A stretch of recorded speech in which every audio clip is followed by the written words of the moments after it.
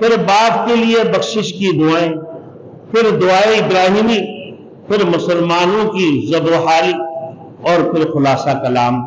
میرے دوستو یہاں پر شروع ہوتے قد کانت لکم اسوۃ حسنۃ فی ابراہیم والذین معہ۔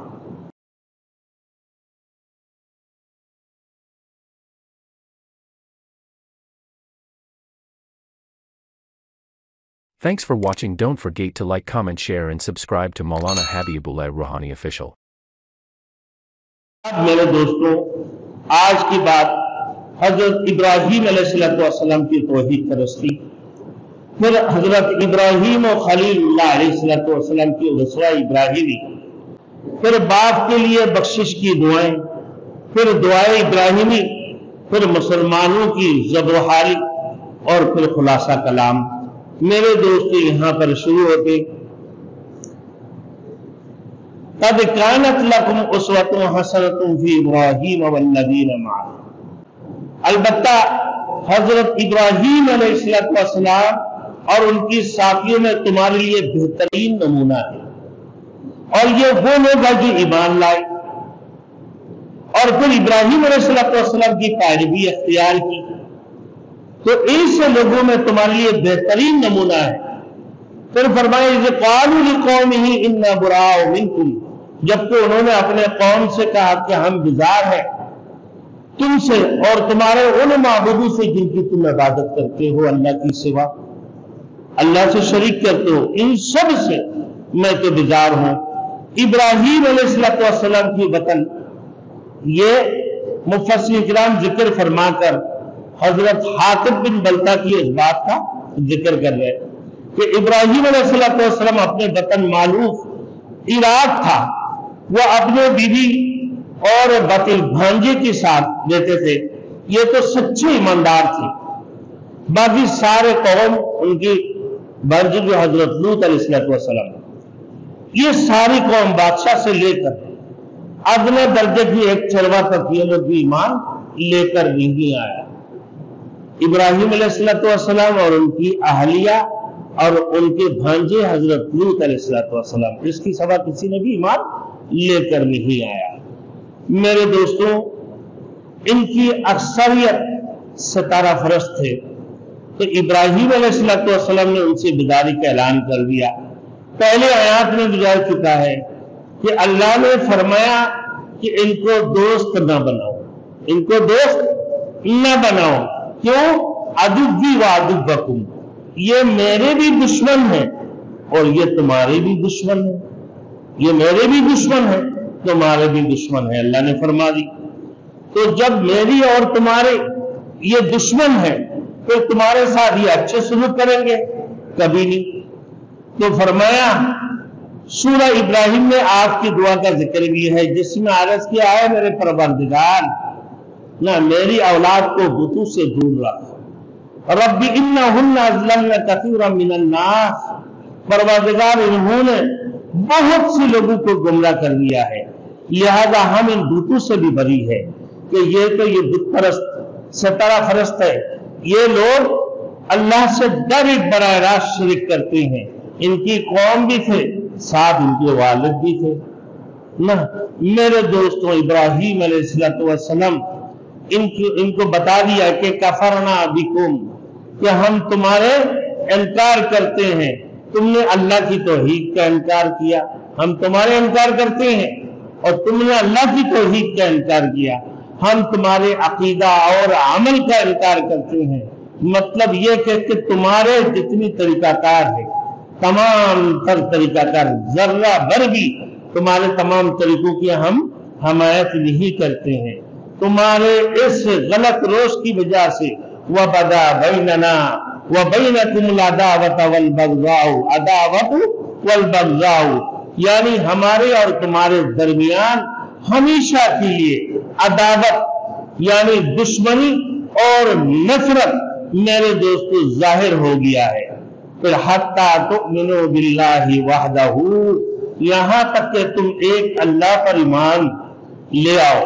جب اللہ پر ایمان لے کر آؤ تم سے ہمارے دوستی ہوں گے، جب تک تم اللہ کے پر ایمان لے کر نہیں آؤ گے تو تم اور تمہارے ان معبودوں سے ہم بیزار ہیں، کیونکہ میں تمہارے ان عقیدے کے اوپر، تمہارے عمل کے اوپر، بلکہ تمہارے تمام تر کاموں کے اوپر ذرہ برابر بھی میں حمایت نہیں کرتا۔ حضرت ابراہیم علیہ السلام نے فرمایا، اس لیے کہ تم لوگوں نے اللہ کی توحید کی انکار کر دیا اور تم شرک کرتے ہو، تم مشرک بن گئے ہو۔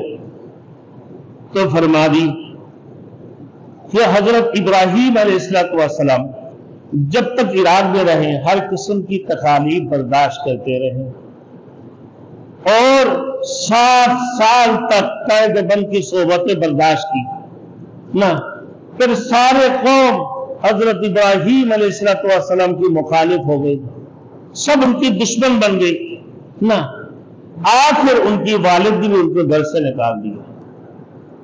ان کی والد آزر نے حضرت ابراہیم و خلیل اللہ کو ان کی گھر سے نکال دی۔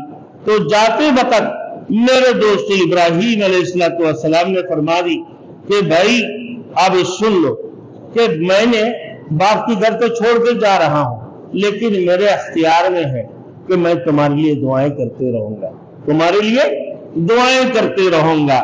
یہ کہہ دی ہے میرے دوست حضرت ابراہیم علیہ السلام کہ جب وہ عراق سے نکلے تھے تو پھر واپس نہیں گئے، مگر حاطب بن بلتا کے بارے میں فرمایا کہ حاطب بن بلتا یہ اپنے بیوی بچوں کی خاطر اللہ کی رسول کی راز کو اپنے خطوط کے ذریعے سے ان کو اطلاع کرنا چاہ رہا تھا، ان سے دوستی کرنا چاہ رہے تھے مشرکین مکہ سے۔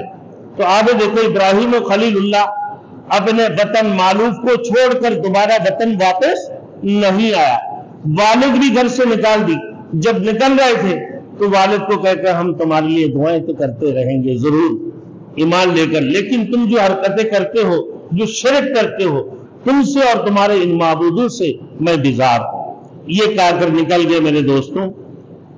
تو یہاں فرمایا کہ مگر تم بیوی بچوں کی خاطر کافروں کے ساتھ دوستی کرتے ہو۔ حقیقت یہ کہ مومن اور کافر کے درمیان کوئی قدر مشترک نہیں، قوم، برادری، رشتہ داری، وطن سب ثانوی چیز ہے اور ایمان کی مقابلہ میں ان کی کوئی حیثیت نہیں ہے میرے دوستوں۔ فرما دی کہ باقی لندن کے متعلق آگے آئیں گے میرے دوستوں۔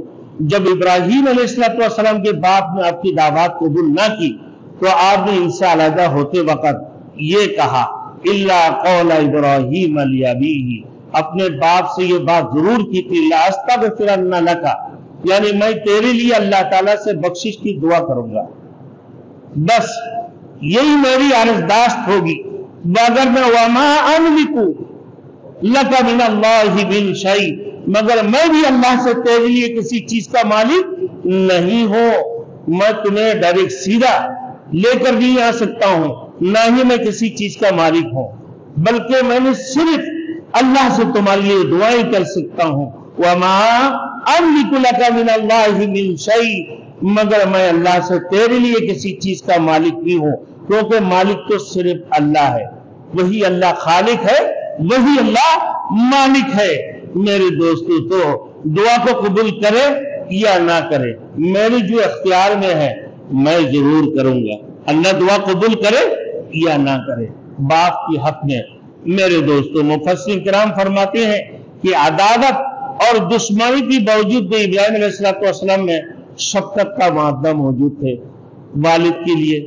میرے دوستو کہ عداوت اور دشمنی کی باوجود اس حضرت ابراہیم علیہ السلام میں شفقت کا مادہ موجود تھا، اور یہ شفقت اس لیے تھی کہ کسی طرح آپ کا والد محترم ایمان قبول کر لے، تاہم یہ دعا بھی محدود طریقے پر تھی۔